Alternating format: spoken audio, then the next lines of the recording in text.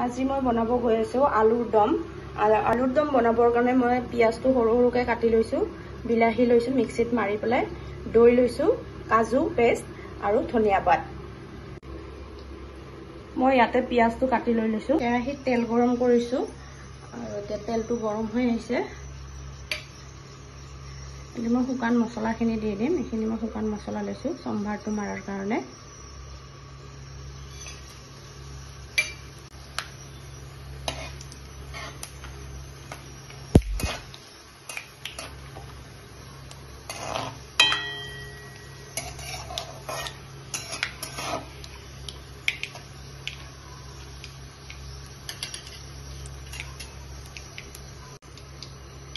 মছলাটো ভাজি হৈ গৈছে, এতিয়া মই পিয়াজখিনি দি দিছোঁ।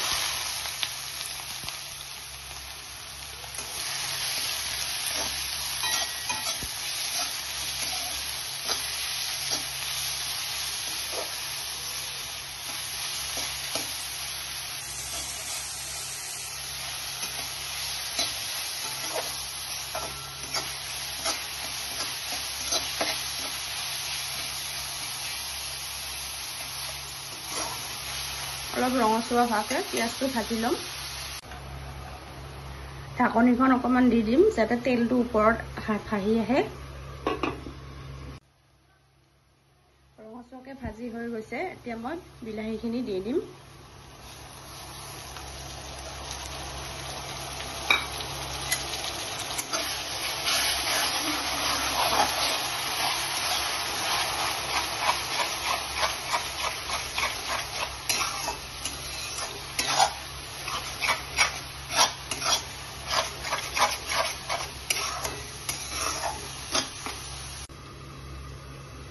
ঢাকনিখন গুচাই পেলাই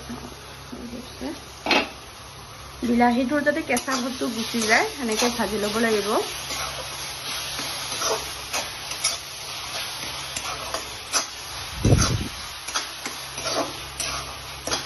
এতিয়া ইয়াতে মই দৈখিনি দি ল'ম।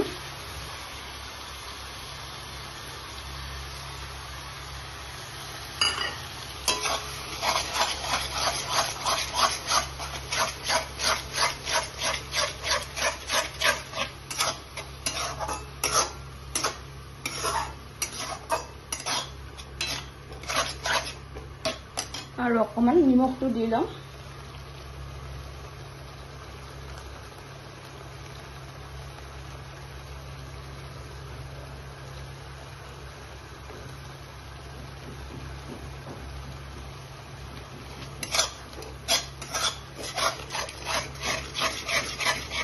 এতিয়া ভাজি ল'ম ভালদৰে।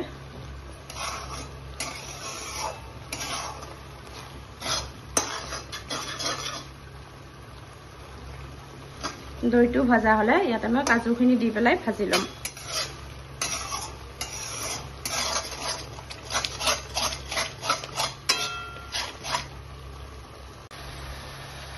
এতিয়া মই কাজু পেষ্টখিনি দি ল'ম।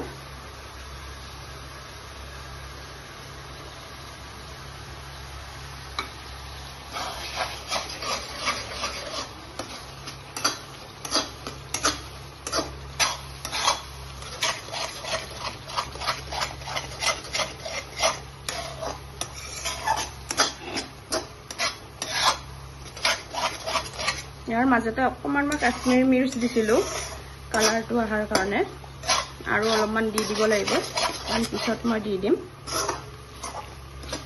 কাজুটো ভালকৈ ভাজি লওঁ, তাৰপিছত দি দিম মছলাখিনি।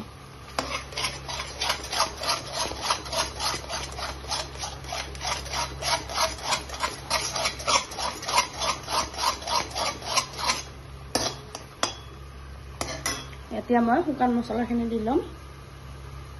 ধনিয়াৰ গুড়ি,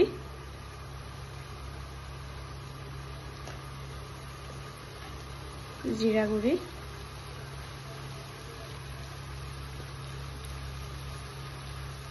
হালধি,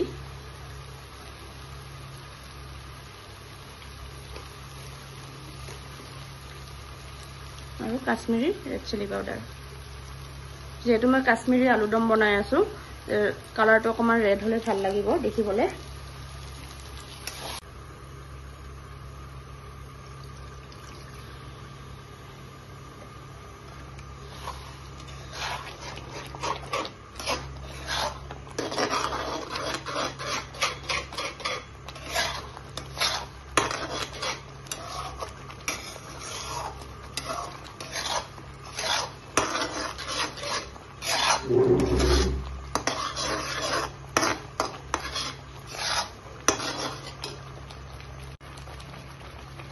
ভাজি হৈ গ'ল। এতিয়া মই আলুখিনি দি দিম।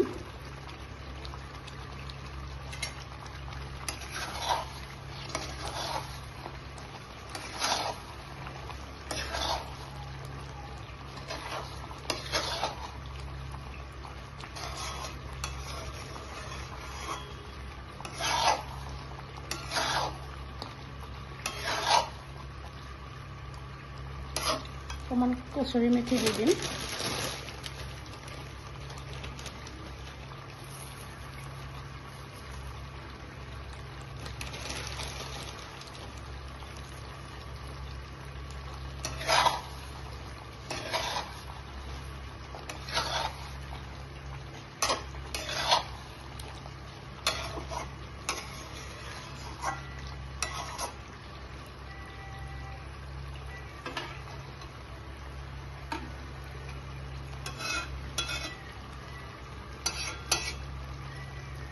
অকণমান ঢাকন এখন দি দিম।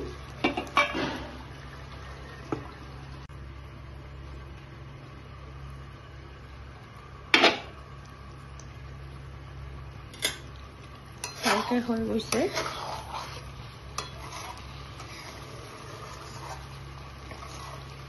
ইয়াতে মই এতিয়া কেঁচা ধনিয়াৰ পাত কাটি থৈ দিছিলোঁ, সেইখিনি দি দিম।